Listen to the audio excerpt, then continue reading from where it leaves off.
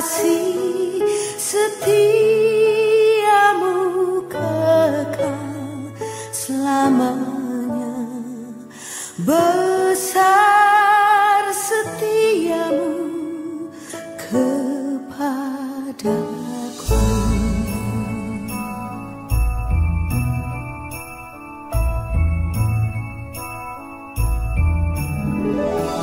Besar setiamu Allah Bapakku, besar anugerahmu melimpahlah, takkan berkurang dan tiada berubah. Besar setiamu kepadaku, besar setiamu, besar setiamu. Setiap hari kulihat rahmatmu,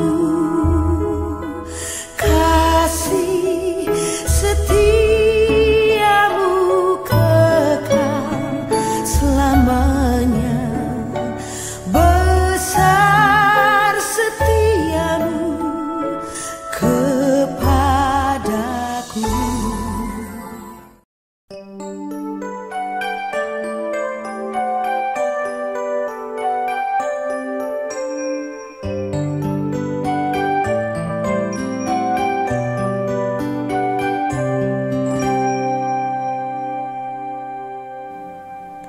Bila kau rasa gelisah di hatimu, bila kelam kabut tak menentu hidupmu, ingat masih ada seorang penolong bagimu. Yesus tak pernah jauh darimu. Bila cobaan menggodai hatimu, bila sengsara menimpa keadaanmu, ingat Yesus takkan pernah jauh darimu. Dia selalu pedulikan kamu. Berseru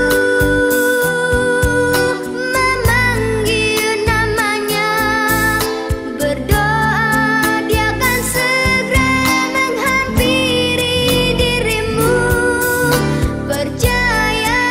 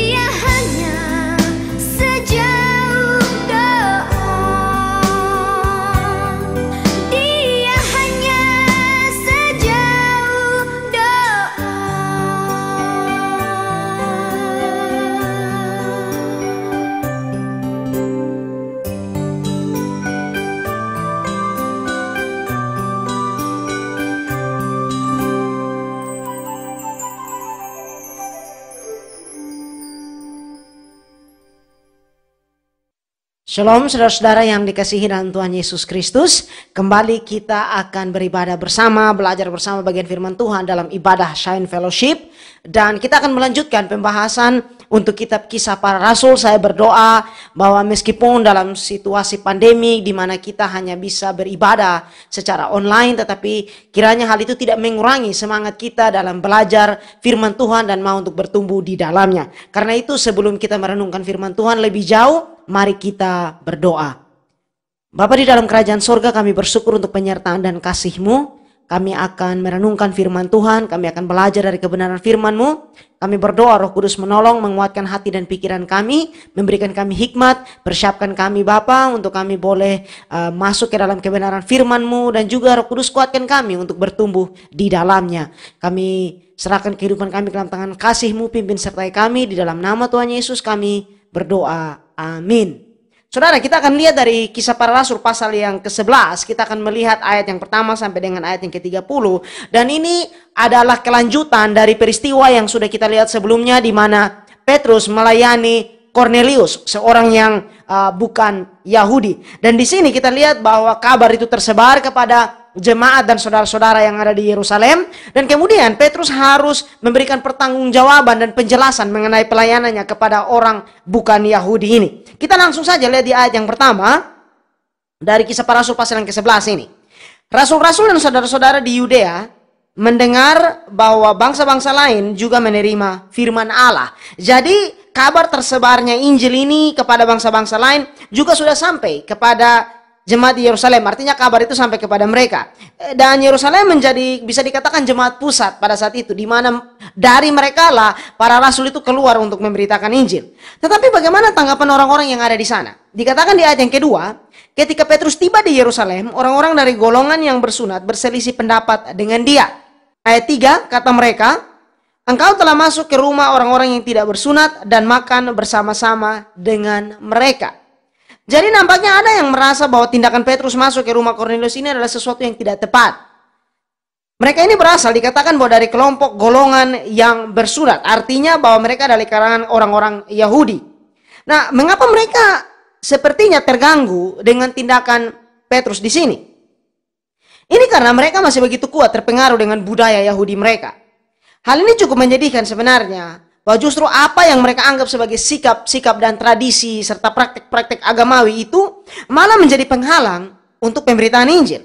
Di samping itu perlu diingat bahwa orang-orang percaya Yahudi ini belum memahami antara hukum Taurat dan kasih karunia. Maksudnya bahwa di sini saya mencoba untuk bersikap adil melihat bagian ini. Mereka ini orang yang belum memahami dengan baik antara hukum Taurat dan kasih karunia, antara orang Yahudi dan bukan orang Yahudi, antara Israel dan gereja.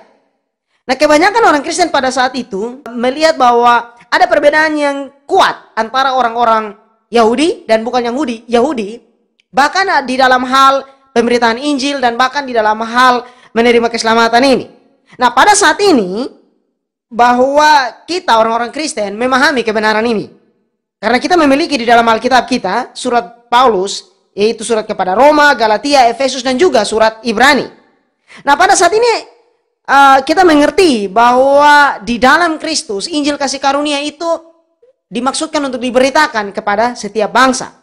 Tetapi pada saat itu kita mengingat bahwa karena ada banyak imam juga yang bertobat masuk ke dalam iman Kristen, dan imam-imam ini atau orang-orang Yahudi ini masih bersemangat dalam menjalankan hukum Taurat. Kita bisa lihat di dalam Kisah Para Rasul pasal yang ke-6. Dan bahkan orang Yahudi biasa yang sudah menjadi Kristen pun akan mengalami kesulitan melakukan transisi atau perubahan. Itu ada di dalam, nanti kita lihat di Kisah pasal 21.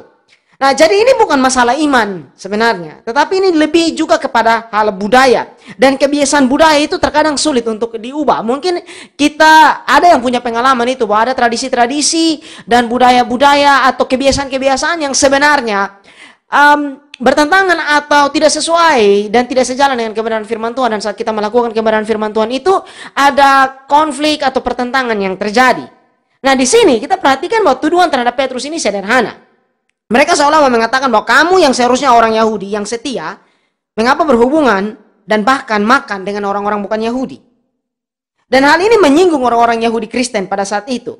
Sehingga dikatakan bahwa mereka berselisih pendapat dengan Petrus. Nah, kita harus ingat bahwa makan bersama itu adalah tanda persekutuan yang kuat dalam budaya saat itu.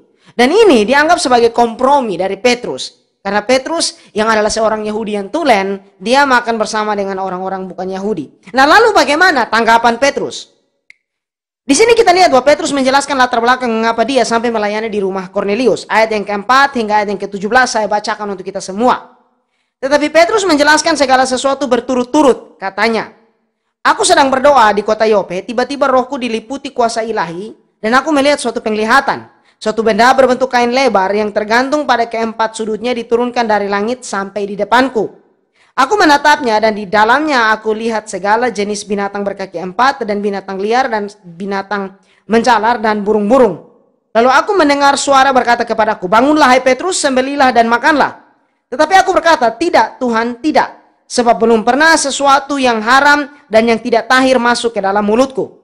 Akan tetapi untuk kedua kalinya suara dari sorga berkata kepadaku, apa yang dinyatakan halal oleh Allah tidak boleh engkau nyatakan haram. Hal itu terjadi sampai 3 kali. Lalu semuanya ditarik kembali ke langit. Dan seketika itu juga 3 orang berdiri di depan rumah di mana kami menumpang. Mereka diutus kepadaku dari Kaisarea. Lalu kata roh kepadaku, pergi bersama mereka dengan tidak bimbang. Dan ke-6 saudara ini menyertai aku. Kami masuk ke rumah orang itu dan ia menceritakan kepada kami bagaimana ia melihat seorang malaikat berdiri di dalam rumahnya dan berkata kepadanya, suruhlah orang ke Yope untuk menjemput Simon yang disebut Petrus. Ia akan menyampaikan suatu berita kepadamu yang akan mendatangkan keselamatan bagimu dan bagi seluruh isi rumahmu. Dan ketika aku mulai berbicara, turunlah Roh Kudus ke atas mereka, sama seperti dahulu ke atas kita. Maka teringatlah aku akan perkataan Tuhan, Yohanes membaptis dengan air, tetapi kamu akan dibaptis dengan Roh Kudus. Jadi jika Allah memberikan karunia-Nya kepada mereka sama seperti kepada kita pada waktu kita mulai percaya kepada Yesus Kristus, bagaimanakah mungkin aku mencegah dia? Jadi kesimpulan yang Petrus tunjukkan di sini penting, bahwa dia mengatakan dan ketika aku mulai berbicara, turunlah Roh Kudus ke atas mereka sama seperti dahulu ke atas kita. Jadi bagaimana mungkin orang-orang Kristen Yahudi ini tidak mengakui apa yang Tuhan kerjakan kepada orang-orang bukan Yahudi dengan mencurahkan juga Roh Kudus kepada mereka. Nah, kembali kepada ayat yang ke-17. Jadi jika Allah memberikan karunia-Nya kepada mereka sama seperti kepada kita pada waktu kita mulai percaya kepada Yesus Kristus, bagaimanakah mungkin aku mencegah dia? Artinya bahwa pandangan Petrus sederhana. Jika Tuhan menggerakkan pelayanan kepada orang-orang bukan Yahudi, siapakah Petrus sehingga dia dapat melawan kehendak Tuhan itu? Petrus menyadari pentingnya merasakan kemana Tuhan mengarahkan dia, dan dia mau untuk melangkah ke arah yang sama. Dan bukannya mencoba memujuk Tuhan untuk pergi ke arah yang kita mau atau kita inginkan sendiri. Perhatikan juga satu hal penting yang Petrus sebutkan di sini di ayat yang ke-16. Maka teringatlah aku akan perkataan Tuhan, Yohanes membaptis dengan air, tetapi kamu akan dibaptis dengan Roh Kudus. Artinya bahwa Petrus menyadari apa yang terjadi itu sesuai dengan firman Allah, sesuai dengan apa yang sudah Yesus sampaikan. Ada banyak orang yang saat ini melihat betapa mujizat atau tanda yang heran itu begitu luar biasa dan menjadi terheran dengan berkata, lihat apa yang Tuhan lakukan atau lihat itu pekerjaan Tuhan. Tetapi begini, catatan bagi kita sebagai orang percaya bahwa kejadian-kejadian yang ajaib itu atau mujizat itu tidak cukup untuk membuktikan bahwa itu adalah pekerjaan Tuhan. Ingat bahwa semua pengalaman rohani harus sejalan dengan firman Tuhan. Semua pengalaman rohani harus sejalan dengan kebenaran firman Tuhan. Lalu di ayat yang ke-18, ketika mereka mendengar hal itu, mereka menjadi tenang. Lalu memuliakan Allah, katanya, jadi kepada bangsa-bangsa lain juga Allah mengaruniakan pertobatan yang memimpin kepada hidup. Di sini kita perlu memuji sikap dari jemaat dan orang-orang yang ada di Yerusalem ini. Bahwa di mana mereka setelah mendengar penjelasan dari Petrus, mereka mengerti akan bagaimana pekerjaan Tuhan. Dan kemudian apa yang mereka lakukan? Memuliakan Allah. Mereka tidak merasa bahwa mereka harus mempertahankan apa yang mereka pikirkan menurut tradisi mereka itu. Bahkan hal itu justru sebenarnya menghalangi pemberitaan firman. Tapi di sini mereka membuka hati, mereka menerima penjelasan Petrus dan melihat bahwa semua itu untuk kemuliaan Allah. Mereka memuji Allah dan mereka mengatakan bahwa kepada bangsa-bangsa lain juga Allah mengaruniakan pertobatan yang memimpin kepada hidup. Mereka mengerti bahwa ada satu pekerjaan yang lebih besar yang sedang Allah kerjakan ketimbang menjaga tradisi mereka. Lalu saudara, di ayat yang ke-19 hingga ayat yang ke-26, kita lihat ayat yang ke-19 terlebih dahulu. Sementara itu banyak saudara-saudara telah tersebar karena penganiayaan yang timbul sesudah Stefanus dihukum mati. Mereka tersebar sampai ke Fenisia, Siprus, dan Antioquia. namun mereka memberitakan Injil kepada orang Yahudi saja. Jadi perhatikan bahwa dampak dari penganiayaan terhadap orang-orang percaya, Allah justru memakai itu untuk Injil mulai tersebar. Meskipun di sini dikatakan bahwa mereka masih hanya memberitakan Injil kepada orang Yahudi saja. Tetapi paling tidak mereka melakukan apa yang dipanggil untuk mereka lakukan, yaitu memberitakan Injil. Dan semua itu menarik bahwa justru mereka digerakkan oleh penganiayaan. Ini menolong kita untuk mengerti dan melihat bahwa mungkin ada pergumulan, mungkin ada tekanan di dalam kehidupan kita. Tetapi harusnya kita melihat itu sebagai kesempatan untuk memberitakan Injil. Mungkin kita mengatakan bahwa iya, tetapi pengalaman saya tidak berhubungan langsung dengan khotbah, tidak berhubungan langsung dengan bagaimana menginjili kepada orang lain. Ingat saudara bahwa bagaimana sikap hidup saudara menanggapi pergumulan yang terjadi bisa menjadi kesaksian untuk kemuliaan Tuhan. Dan ini yang harus kita ingat. Lalu saudara di ayat yang ke-20, akan tetapi di antara mereka ada beberapa orang Siprus dan orang Kirene yang tiba di Antiokhia dan berkata-kata juga kepada orang-orang Yunani dan memberitakan Injil bahwa Yesus adalah Tuhan. Orang-orang percaya dari Siprus dan Kirene ini bisa kita katakan pelopor dari penginjilan kepada bangsa-bangsa bukan Yahudi. Dan kita lihat di mana mereka melayani di sini, Antiokhia. Ini kota yang cukup menarik karena kota ini menjadi salah satu kota yang penting dalam sejarah kekristenan. Bahwa jemaat Antiokhia inilah yang mengutus Paulus dan Barnabas untuk melakukan perjalanan misi. Dan bisa juga kita katakan bahwa gereja di Antiokhia ini adalah gereja induk atau gereja yang merupakan home church dari Paulus dan Barnabas, yaitu gereja yang mengutus Paulus dan Barnabas. Kemudian di ayat yang ke-21, dan tangan Tuhan menyertai mereka dan sejumlah besar orang menjadi percaya dan berbalik kepada Tuhan. Sebuah pelayanan tidak dapat mengarahkan orang kepada Tuhan kecuali tangan Tuhan menyertai mereka. Kita mungkin dapat mengubah pandangan seseorang tanpa tangan Tuhan. Kita mungkin dapat mengubah hobi seseorang tanpa tangan Tuhan. Kita bahkan bisa mengajak orang untuk mengikuti pandangan politik tertentu. Dan bahkan kita bisa mengajak orang lain untuk ke gereja atau ke persekutuan. Dan mungkin orang itu ikut karena dia teman kita atau karena lingkungannya mendukung, lingkungannya menarik dan seterusnya. Tetapi kita tidak bisa mengarahkan orang itu sungguh-sungguh kepada Allah tanpa tangan Tuhan menyertai dan menggerakkan orang itu. Sehingga kita perlu mengerti dan melihat bahwa semua yang kita lakukan dalam nama pelayanan perlu yang namanya tuntunan dan penyertaan dari Tuhan. Dan ini semua kembali berbicara mengenai mengikuti apa yang menjadi arahan, kehendak, dan di mana Tuhan menggerakkan kita untuk melayani. Dari mana kita bisa melakukan semua itu? Kepekaan terhadap firman Tuhan menjadi hal yang penting, dan itu menjadi buah atau adalah buah dari hubungan kita dengan Tuhan. Itulah mengapa doa menjadi hal yang penting di dalam kehidupan orang percaya dan juga pelayanan anak-anak Tuhan. Kita tidak bisa memisahkan yang namanya pelayanan dari kehidupan orang percaya. Kenapa? Bahwa di dalam doa itulah kita belajar untuk mengerti, kita belajar untuk mengenal hati Tuhan, dan belajar untuk menyerahkan hati dan hidup kita ke tangan Tuhan. Lalu saudara, di ayat yang ke-22, maka sampailah kabar tentang mereka itu kepada jemaat di Yerusalem. Lalu jemaat itu mengutus Barnabas ke Antiokhia. Jadi dengan kebutuhan pelayanan yang ada di wilayah-wilayah yang baru mengenal Injil itu, maka diperlukan orang-orang seperti Barnabas yang bersedia untuk melayani di sana. Kesediaan hati menjadi hal yang penting. Ayat 23 hingga ayat yang ke-24. Setelah Barnabas datang dan melihat kasih karunia Allah, bersukacitalah ia. Ia menasihati mereka supaya mereka semua tetap setia kepada Tuhan. Karena Barnabas adalah orang baik, penuh dengan Roh Kudus dan iman, sejumlah orang dibawa kepada Tuhan. Perhatikan saudara, bahwa apa yang membuat Barnabas sukacita saat dia tiba di Antiokhia? Karena dia melihat kasih karunia Allah. Dapatkah orang melihat kasih karunia Allah di dalam gereja, di dalam persekutuan kita? Atau justru yang mereka lihat adalah sebuah kehidupan rohani yang dingin dan kaku? Ini menjadi pertanyaan yang besar bagi kita semua. Menatang pelayanan yang ada, Injil kasih karunia Allah, dan hidup di dalam kasih karunia Kristus menjadi hal yang penting. Perhatikan juga apa yang Barnabas lakukan di sana. Ia menasihati mereka supaya mereka tetap setia kepada Tuhan. Hal ini sejalan dengan apa yang Paulus tulis dalam Efesus 4 ayat 11 hingga ayat yang ke-12 mengenai tugas pemimpin jemaat. Dan ialah yang memberikan baik rasul-rasul maupun nabi-nabi, baik pemberita-pemberita Injil maupun gembala-gembala dan pengajar-pengajar, untuk memperlengkapi orang-orang kudus bagi pekerjaan pelayanan, bagi pembangunan tubuh Kristus. Bahwa para pemimpin di gereja harusnya mendedikasikan hidup mereka untuk membangun orang-orang Kristen yang sehat dan kuat kerohaniannya. Dan ketika orang-orang kudus diperlengkapi untuk pekerjaan pelayanan, Mereka akan bertumbuh menjadi orang-orang percaya yang dewasa dan melakukan pelayanan mereka. Dan itulah yang menyebabkan pertumbuhan jemaat. Ada satu hal yang penting di sini, bahwa Barnabas bukan saja melayani dengan mengajar dan menasihati mereka. Tetapi kita lihat bagaimana cara hidupnya membawa orang kepada Tuhan. Dikatakan bahwa karena Barnabas adalah orang baik, penuh dengan Roh Kudus dan iman, sejumlah orang dibawa kepada Tuhan.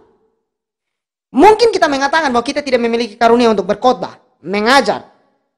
Tetapi bahwa lewat sikap hidup kita, Injil kasih karunia Allah bisa diberitakan kepada orang lain. Di ayat yang ke-25, lalu pergilah Barnabas ke Tarsus untuk mencari Saulus, dan setelah bertemu dengan dia, ia membawanya ke Antiokhia. Mereka tinggal bersama-sama dengan jemaat itu 1 tahun lamanya sambil mengajar banyak orang. Di Antiokhia lah murid-murid itu untuk pertama kalinya disebut Kristen. Barnabas menyadari bahwa pelayanan itu bukan one man show, dan dia tahu bahwa kemampuan dan karunia dari Saulus dan bagaimana Saulus bisa menjadi orang yang berguna di dalam pelayanan itu. Itulah sebabnya dia membawa Saulus ke Antiokhia. Dia mencari Saulus, menemukan dia dan membawa dia ke Antiokhia. Ingat bahwa dia juga menerima dan membawa Saulus untuk bertemu dan diterima oleh orang-orang percaya di Yerusalem sebelumnya. Jadi Barnabas ini menunjukkan satu karakter yang luar biasa. Nah, ada satu catatan menarik di sini di ayat yang ke-26. Bahwa di Antiokhia lah murid-murid itu untuk pertama kalinya disebut Kristen. Maka di Antiokhia ini ada yang punya pandangan bahwa mungkin pertama kali istilah Kristen ini dipakai untuk mengejek para pengikut Kristus. Tetapi secara sederhana, kata Kristen artinya orang-orang dari kelompok Kristus. Ini berbicara tentang identitas dan juga berbicara tentang karakter dan sikap hidup serta hati dan iman. Kristen bukan hanya sekedar label, tetapi itu adalah sebuah gaya hidup. Ini menjadi hal yang penting bagi setiap anak-anak Tuhan untuk kita merenungkan hal itu pada saat ini. Bahwa saat kita menyebut diri kita orang Kristen, apakah kita sudah hidup meneladani Kristus? Lalu saudara, di ayat yang ke-27 hingga ayat yang ke-30. Pada waktu itu datanglah beberapa nabi dari Yerusalem ke Antiokhia. Seorang dari mereka yang bernama Agabus bangkit, dan oleh kuasa roh, ia mengatakan bahwa seluruh dunia akan ditimpa bahaya kelaparan yang besar. Hal itu terjadi pada zaman Claudius. Lalu murid-murid memutuskan untuk mengumpulkan suatu sumbangan sesuai dengan kemampuan mereka masing-masing dan mengirimkannya kepada saudara-saudara yang diam di Yudea. Hal itu mereka lakukan juga, dan mereka mengirimkannya kepada penatua-penatua dengan perantaraan Barnabas dan Saulus. Nah, kita tidak tahu persis bagaimana Agabus mendapatkan penyataan mengenai bahaya kelaparan ini. Tetapi orang-orang Kristen menanggapi perkataan itu dengan serius. Dan mereka memulai persiapan untuk memenuhi kebutuhan dan bantuan yang akan dikirim. Perhatikan juga bahwa jemaat mula-mula ini menunjukkan sikap dan tindakan saling peduli yang besar. Ini menjadi ciri dari orang percaya pada zaman itu. Sekarang kita ada di masa di mana sebenarnya kita harus menunjukkan kepedulian kepada orang lain. Dengan masa-masa sukar yang terjadi pada saat ini. Bahwa ada begitu banyak tantangan yang kita hadapi, baik dengan pandemik ini yang mempengaruhi ekonomi kita, mental dan kerohanian kita, bahwa banyak orang mengalami ketakutan, kekhawatiran, rasa panik dan seterusnya. Maka kehadiran kita sebagai anak-anak Tuhan perlu untuk menyampaikan kabar sukacita, memberikan damai sejahtera, penguatan, motivasi di dalam hati dan hidup mereka untuk mereka tetap di dalam Tuhan, bersemangat di dalam Tuhan, dan menjaga kehidupan mereka untuk mempermuliakan nama Tuhan. Perhatikan saudara bahwa Agabus menyampaikan pesannya kepada orang-orang percaya di Antiokhia. Dan mereka bertekad untuk membantu saudara-saudara seiman mereka di Yudea. Tujuan dari nubuatan yang benar bukanlah untuk memuaskan rasa ingin tahu tentang masa depan. Tetapi untuk menggerakkan hati kita untuk melakukan kehendak Tuhan. Orang-orang percaya tidak dapat menghentikan datangnya kelaparan itu. Tetapi mereka dapat mengirimkan bantuan kepada mereka yang membutuhkan. Kembali bahwa pada saat ini pun kita bisa melakukan hal yang sama. Kita tidak bisa menghentikan pandemik ini. Tetapi yang bisa kita lakukan adalah membantu dan menguatkan saudara seiman dan orang lain yang sedang bergumul di masa sukar itu. Dan kiranya pesan firman Tuhan ini menjadi penguatan di dalam hati dan pikiran kita. Dan kita berdoa untuk Roh Kudus menolong kita melangkah di dalam ketaatan. Kita berdoa. Bapa di dalam kerajaan sorga, kami bersyukur untuk penyertaan dan kasih-Mu. Kami berdoa untuk firman yang sudah kami renungkan. Tuhan menolong untuk kami boleh terus bertumbuh di dalamnya. Bantu setiap kami Tuhan di dalam pergumulan kami hari lepas hari. Kuatkan dan teguhkan iman kami. Kami juga berdoa untuk perlindungan Allah ada bersama dengan kami. Orang-orang yang kami layani, orang-orang yang kami kasihi. Tuhan tutup bungkus, jauhkan dari sakit penyakit dan mara bahaya. Dan juga Tuhan bersama dengan setiap anak-anak Tuhan kami berdoa agar oleh kemurahan-Mu pandemi ini Tuhan boleh berlalu, angka-angka positif yang ada boleh ditekan dan kami boleh kembali beribadah, beraktivitas, bekerja dengan lebih leluasa. Bapa, kami menyerahkan kehidupan kami ke dalam tangan kasih-Mu, pimpin sertai kami, atur langkah hidup kami Tuhan dan biarlah kami bergantung kepada kasih karunia-Mu. Di dalam nama Tuhan Yesus kami berdoa dan bersyukur. Amin.